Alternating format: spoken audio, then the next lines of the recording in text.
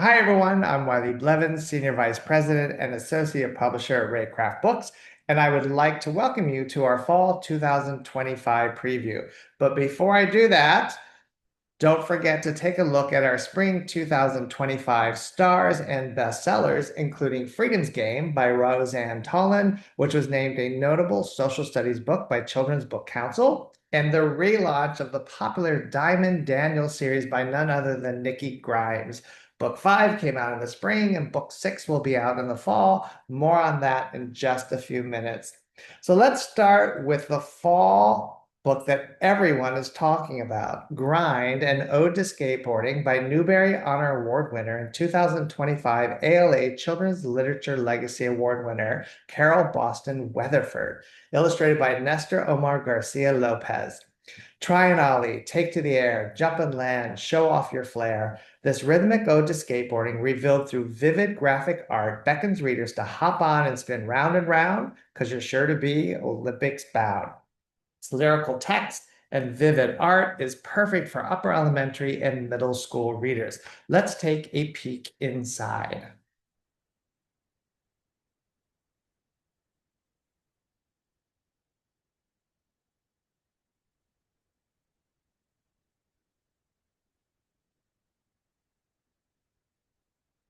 Some key features of Grind and Ode to Skateboarding. It's about sports, and skateboarding is a very popular and growing in popularity sport. It is lyrical text by award-winning and legendary author Carol Boston Weatherford, and it has this dynamic street art style that is sure to grab young readers.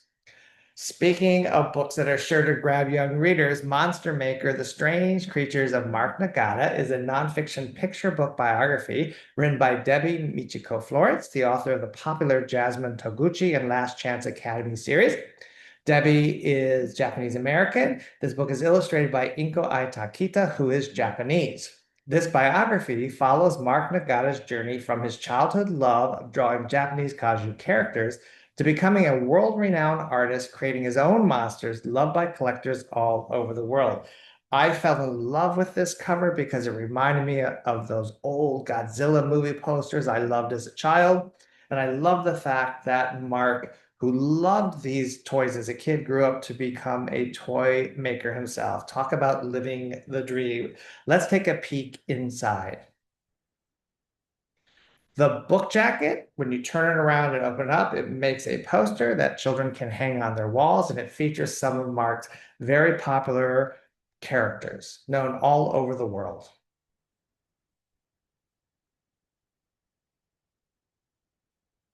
I especially love these full spread battle scenes in the book.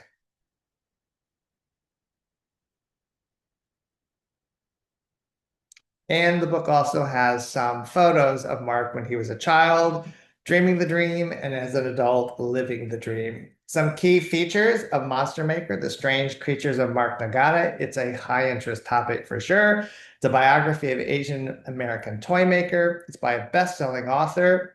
It's great for kids who love graphic novels and manga and Godzilla-loving adults like myself. The next book, Daddy Plays a Mean Guitar, is by New York Times bestselling author Jane Yolen and her son, Adam Stemple, and it's illustrated by Rasheen Carrier, an award-winning illustrator originally from Iran who now lives and works in Washington, D.C. Wah, diddy, wah, wah, bleep. A child's daddy plays a mean guitar, but it's not the only sound that fills this family's day. From the vroom, vroom, zoom, zoom of the bus to the hum, hum while setting the dinner table. All these joyful sounds and beats have one thing in common: love. Let's take a look at the really dynamic art. Mama gets me out of bed. Yawn, yakety yawn. I listen to the birds who sing, chorusing the dawn. Not only does the art have a lot of energy and musicality, so does the text.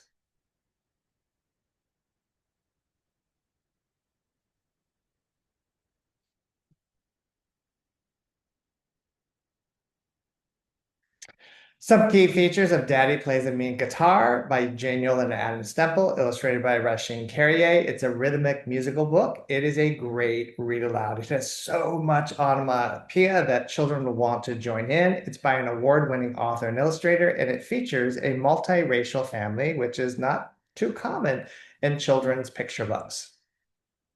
Our next book, Dear Moxie, Dear Rex, is by debut author Kathy Petter and is illustrated by Byron E. Clarkson. It is a humorous picture book for very young readers.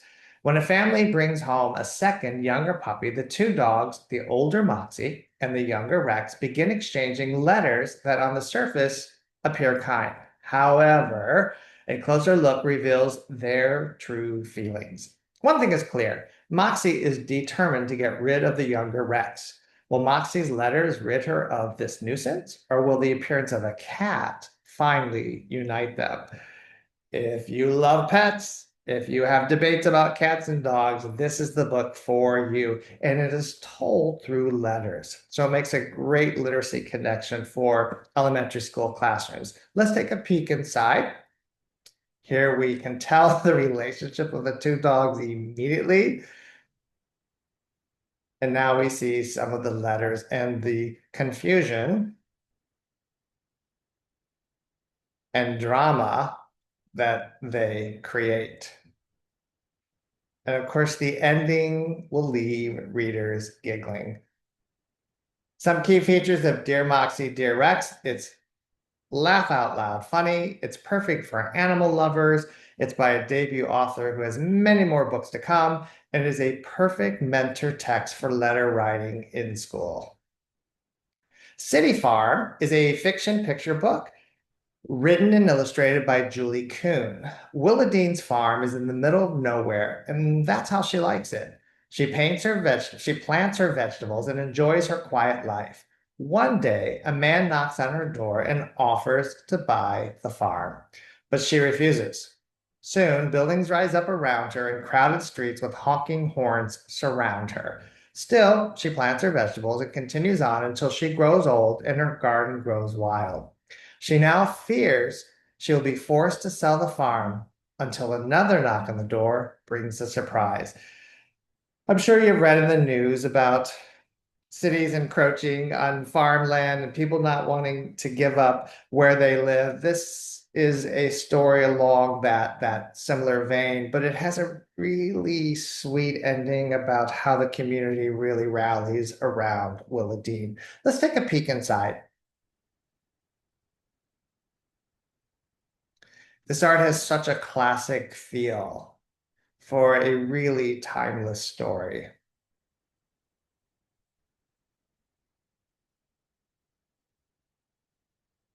Some key features of City Farm by Julie Kuhn. It has a classic feel. It's a great economics lesson for young readers. It focuses on working together and helping others in need, and it has a diverse cast of characters. A really special book on our fall list. Waiting for Books. The Pack Horse Librarians of Kentucky. Now, I know all of you on here who are librarians probably know this story, but this is a really unique retelling. It's, of course, a nonfiction picture book for readers in grades 2 through 5. It's written by Candace Ransom and illustrated by Massimiliano Di Laura, and it pubs in January of 2026. Times were hard on the hollers of Kentucky during the Great Depression. People didn't have much. Having something to read was a luxury, but thanks to a special program, librarians were able to share books with schools and families all over Eastern Kentucky. How they delivered those books makes for a wonderful tale. I love how librarians have been providing books, especially to children from rural communities for many, many generations. I am from a very rural community in Appalachia, West Virginia, not terribly far from where this story takes place. And we didn't have a local library. We didn't have a school library, so I would have loved these pack horse librarians. Let's take a peek inside. Here you see where the story is set. And you really get a sense of not only the challenges these librarians face, but also the joy they brought to all the people who they serviced. Some key features of Waiting for Books, The Pack Horse Librarians of Kentucky. It is historical nonfiction. It's set in rural Appalachia, an area of the country I know well and deeply love. The author is also from the region and knows it well. It speaks to the power of books and the power of providing books for everyone. And it is soon to be a favorite read aloud of librarians everywhere. I hope you will pick up a copy and read it to your patrons if you are a librarian. Tic Tac and Toe, written by Sherry Dillard and illustrated by Charlie Alder, is our first steps into creating early reader series. I've been wanting to do this for some time. This is book one in the series. Books 2 and 3 are coming really soon. Tic Tac and Toe are always three in a row. Whether climbing a tree or sipping tea, they are the best of friends until one day when they find a bike made for two. What will this trio do? This book pubs in November of 2025, and let's take a peek inside. You'll meet our three characters, Tic Tac and Toe. Children will see some of the sweet adventures that they go on, but not everything works out well. There's a little bit of drama, a little bit of emotion, but of course, in true early reader book fashion, everything works out in the end. Some key features of Tic Tac and Toe. It's the beginning of a great early reader series that I know children will enjoy. It features a fun group of adorable animal friends. The author was a preschool teacher and librarian. You can really tell by the book. It's highly decodable and great for phonics practice in kindergarten and first grade, even into second grade. For some of your more reluctant readers, it's fun, but it has an emotional impact. I love when an early reader has this great combination of humor and heart, and this series does. When They Tore Down the Palace, a fiction picture book written by Adria Quinones and illustrated by Richie Sanchez Ayala, set in New York City in the Bronx. The Palace, an old-time movie theater, stands on the corner of Broadway and 181st Street. Those of you who've been to New York know exactly where that is. When construction crews tear it down, behind the dusty rubble appears a new world with new possibilities for two kids looking out their apartment window. Soon they begin sending window messages to kids across the way, forming a friendship that they know will last long after a new theater is built, blocking their view of each other's home. Let's take a peek inside. Here you see the dilapidated theater. You learn about all the wonderful things that happened in it years ago. It's just a pile of rubble, but it opens up this new world when the children in one building see the children in another building and decide to form a friendship. Some key features of When They Tore Down the Palace. It's an urban setting by Latinx author and illustrator. The author is also the author of the award-winning series Mi Tierra, which I will talk a little bit about later because the second book in that series is pubbing soon. Fort Good, Farewell Friends, is the third and final book in this military early chapter book series by Winsome Bingham. Winsome Bingham is an award-winning author and disabled vet. She wrote Soul Food Sunday, The Walk, and co-wrote The Table with Wiley Blevins. The illustrator, Colin Bootman, is an award-winning illustrator and also a vet. He won the Coretta Scott King Honor Award and the NAACP Image Award. In the third and final book in this military series, Lang meets the new family moving in across the street. Lang's mama knows the new kid's mother, Mrs. Bradley, and the two families instantly bond over shared food and fun. But one day, a car, the kind that no family on a military base wants to see, pulls up beside the house. When the officer delivers the news no one wants to hear, Lang and his family jump into action to help their friends as they also evaluate their future living at Fort Good. But there's one thing Lang and his parents know: as long as we together, we home. This is a fitting ending and tribute to children who grow up on military bases across our country, and there are far too few books that reflect their lives. Let's take a peek inside. More fun with our favorite group of friends, of course, but also this one has a bit of a serious side to it, as you have already heard. Some key features, it's an early chapter book series set on a military base, African-American author and illustrator, both vets. It's an award-winning author and illustrator, and it has a diverse set of main characters. I hope you will run out and pick up this series if you haven't already. Purchase the first two, get those as well. The Bubble Brothers, Frabbit Birth of a Superhero, is also the third book in this hilarious graphic novel series for beginning readers that features biracial main characters.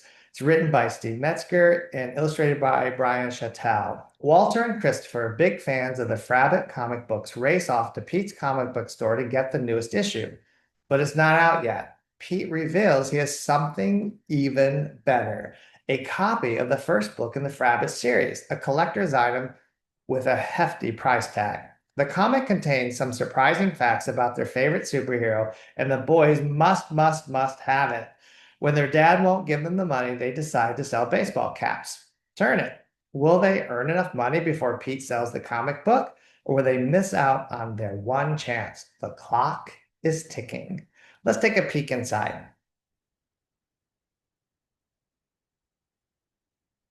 As you can see, this is ideal for beginning readers. And there's even a comic book tucked inside a comic book. Super funny. Some key features of the Bumble Brothers, Frabbit, Birth of a Superhero. Hilarious graphic novel series for beginning readers. Features a biracial family, which is quite unusual in books for young readers. It's very meta. It's a comic for kids who love comic books, about kids who love comic books with a mini comic embedded. You can't get more meta than that. Also, third in its series is Game on Zuri Mega Pets Escape. Now, the Game on Zuri series has been flying off the shelves. If you haven't seen Attack of the Robo-Bugs or How to Defeat a Blob Monster, please get those. It's written by Dee Zollicoffer and illustrated by Andy Potts. Programming with Zuri is adding new features to her computer game, Zuri's World, but things aren't going as planned. The computerized animals are behaving strangely. Suddenly, these virtual pets escape, flooding out into the real world. How will Zuri and her friends capture these mega pets with mega powers and get them back into the game before they wreak havoc on the neighborhood? High adventure, high tension. Let's take a peek inside. This series is really for kids in late first grade to maybe about fourth grade. Certainly, older, reluctant readers have gravitated toward this series because it's meaty enough, but it is also simple enough for them to read and enjoy. Features some supernatural characters that are quite a bit of fun. Some key features of Game on Zuri Mega Pets Escape: video games. Who doesn't like video games? Science fiction, action, adventure. It keeps you on the edge of your seat. It's good versus evil, like in all of the books. African-American cast of characters and author, and it's the third book in this very popular series. Now, speaking of series, I mentioned earlier that we have relaunched the very popular Diamond Daniel series by New York Times bestselling author Nikki Grimes. The first four books came out a long time ago. We launched with book 5, Loser, in the spring, and now Wild Ride is coming out in the fall. They are illustrated by Uzo Njoku. Diamond Daniel wants only one thing for Christmas: a sewing machine so she can make her own clothes instead of sprucing up used thrift store items. Instead, a shiny red bike sits next to the Christmas tree. As Diamond makes up excuses to not ride the bike, her mother grows suspicious and her friends get annoyed. But none of them know why. The secret Diamond is keeping. Will she ever be able to come clean and conquer her fear? Let's take a peek inside. We have our old friend plus one new friend has joined the cast. And you see that this book is for readers in grades 2 through 5. Even some older readers like this, especially older reluctant readers. As the characters are a bit older, it has an urban setting and is high interest. Some key features of Wild Ride, a Diamond Daniel book. It's by Nikki Grimes, New York Times bestselling author. African-American cast of characters. It's the continued relaunching of a former series with a great following, urban setting, and like all of the books in the series, it's about friendship. Nikki Grimes wanted me to share a little quote about it with you. She says, I'm grateful for readers who have continuously voiced their love of Diamond Daniel, even while the series was paused. Time and time again, they've asked, when is the next book coming out? We can't wait. Now, thanks to Reycraft, they need wait no longer. I'm thrilled to say Diamond Daniel is back, and so are we. The second book in the Maya Nunez series is out. It's called The Other Side of the Wall. It's written by Adria Quinones, who is the winner of the National Council of Teachers of English, NCTE, Charlotte Huck Award for Outstanding Fiction for Children for the first book in the series, Mi Tierra. It's illustrated by Mirinala Alvarez and published in September of 2025. This book is great for readers in grades 2 through 5. Amaya Nunez loves her fifth floor apartment in Washington Heights, especially since she can knock on her bedroom wall and send messages to her best friend, Ariceles Rodriguez. These two girls, who are more like sisters than friends, spend rainy days together, plant sidewalk flowers, and splash in opened hydrants on sweaty summer days. When Ariceles joins Amaya on her family's Vermont vacation, they discover that away from Washington Heights, they don't like the same things. Can best friends still be best friends?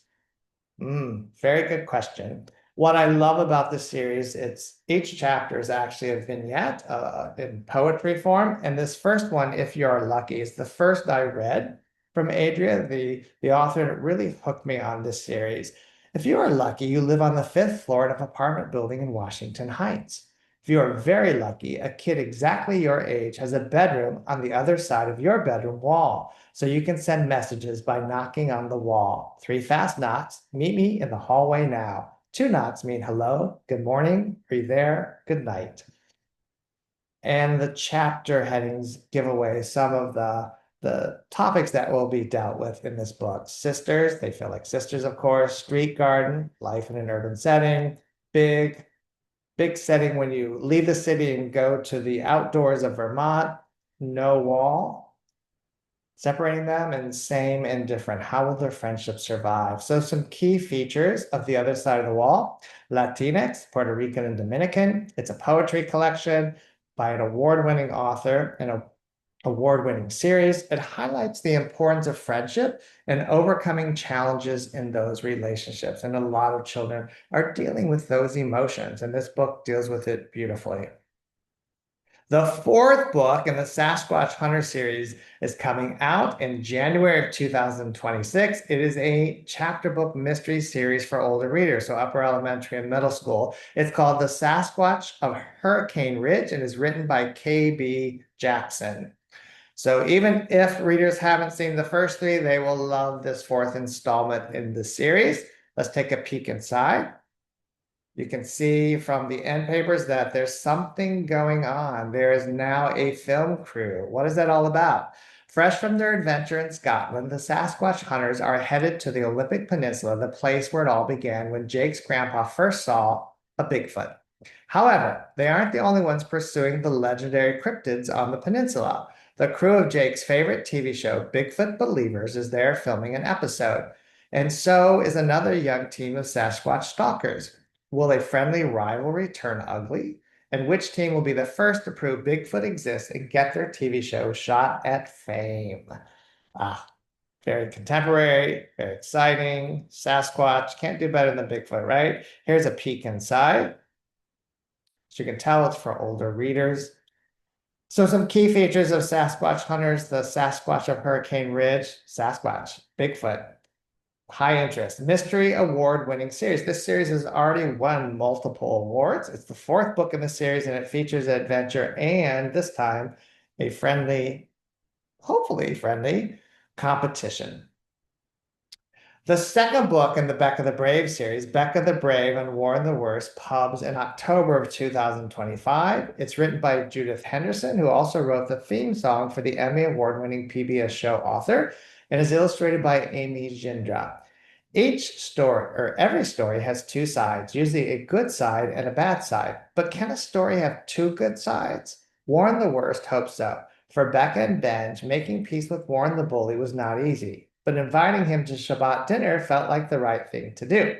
Will the dinner be a new beginning or a final attempt at friendship? From that description, you can tell that this is a humorous fiction book featuring a little girl who is Jewish, takes place at Shabbat, at the Shabbat meal that children will be intrigued to learn about. There are three main characters, and there are three books in this series. Each book is told from the perspective of one of the characters. So you revisit some of the things that have happened in previous books, and you see them through a different lens. It's a very intriguing way to tell a story. Let's take a peek inside. As you can see, this is for very young readers, late grade 1 to maybe grade 3 or early grade 4. Certainly reluctant readers will gravitate toward this series. Some key features of Becca the Brave and Warren the Worst. It's the second book in a humorous series with a unique format, features a Jewish family, and is by an award-winning author. Speaking of award-winning authors, we have Mariana Llanos, who is a Pora Belpright Honor winner with the second book in her Vampirita series, an early chapter book series that we co-published in both English and Spanish. The first book in the series was Vampirita and the Angry Mob. Now we have Vampirita and the Musical Mayhem in English, and in Spanish, Vampirita y el Alboroto Musical, illustrated by Laura Brenda, and of course, as I said before, written by the very popular and beautiful writer Mariana Llanos. It pubs in November of 2025. Let's take a peek inside, where you will see right away our favorite character, Vampirita, was moved from her vampire village in Peru to sunny California, and in the first book was not so happy about it, but she's trying to adjust in the second book. I'm going to go back and read you what this book is about. As Vampirita attempts to adjust to her new life in Sunny City, she is horrified to learn that everyone's parents will be invited to the spectacular career day. When she lies that her father can't attend because he's a fearsome vampire lord, she must find a way to make sure her parents never hear about the event. But when her mother discovers the invitation, and her father discovers Vampirita doesn't want him to attend, double because he's only a non-vampire musician, Vampirita is shocked to learn that her dad is far more powerful than she ever imagined. And as you will see when we take a peek inside, of course, vampires hang upside down. Love that. This is a really sweet father-daughter story, and really loving and accepting people for the wonderful gifts that they have that you might not even be aware of. Very touching. So some key features of this series. It's a chapter book series, Latinx, co-published in English and Spanish by Pora Belpright Honor winning author. Vampires, vampires, vampires. Doesn't get better than that. Lots of humor and great father-daughter story. Dinosaur Days is a picture book, humorous picture book for young readers by Courtney Pippin Mather, illustrated by Pauline Gregory, and pubs in October of 2025. Dinosaurs don't always know how to behave, but they certainly have a lot of fun. Join a dinosaur, she romps through her day, wreaking havoc, a joyful celebration of childhood. I love dinosaurs. I love dinosaur books. There are a lot of dinosaur books out there, but I think this one is going to be a favorite for young readers. You can see it has dynamic art that just brings it to life. This particular little dinosaur has a partner in crime in this book. They have a lot of fun together. Instead of eating, they chomp. Instead of stepping, they stomp. When they read, they add lots of roars. Dinosaurs soar until dinos sleep, then they snore, snore, snore. So obviously it's written in rhyme. It has great musicality to it, and a lot of surprises and a lot of humor. Some key features: dinosaurs. Kids love dinosaurs. It is a perfect read aloud because of the musicality and the silliness that ensues. And I think it's going to be a breakout hit of the fall season. I think this is a book that children will request and want you to read over and over again. The Osage Twins. This is the second book in the Osage Twins series. It's called The Talking Drum. The first book, The Trickster and the Vase, received a starred review from School Library Journal. They said it was a great start to a series featuring Nigerian culture and mythology with characters that are very relatable to young readers. I loved the first book. I think the second book is even better. It's written by Sophia Ezomohin and illustrated by Sanjay Charlton. So twins Eddie and Nosa are nervous and excited about the upcoming talent show. Eddie has cool dance moves. Their friends at school can tell jokes and perform magic tricks, but what can Nosa do? Grandpa Sonny suggests he play the shakiri, an instrument from Nigeria. Nosa tries, but his beats don't sound like Grandpa Sonny's. Frustration grows as Nosa tries to find his talent. To encourage him, Baba shows Nosa an instrument from work, a talking drum. But Baba warns Nosa and Eddie not to touch. And of course, we know what they're going to do. There are strange stories about this drum. On the day of the talent show auditions, Nosa sneaks the talking drum, out of its bag and into school. And as soon as he starts playing boom, ba, ba, boom, everyone bursts into dance. But there's one problem.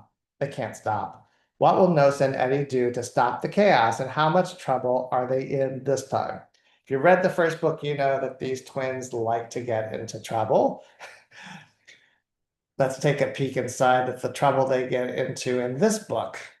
Here you see the instrument, the father who studies those instruments, some key features of the talking drum. It's an early chapter book series. It's the second book in the series. The first received a starred review. It features aspects of Nigerian culture, which I find absolutely fascinating. It's about contemporary kids and has a music focus. It's very relatable because it's set in school, things that children will know about and have done with a really interesting twist.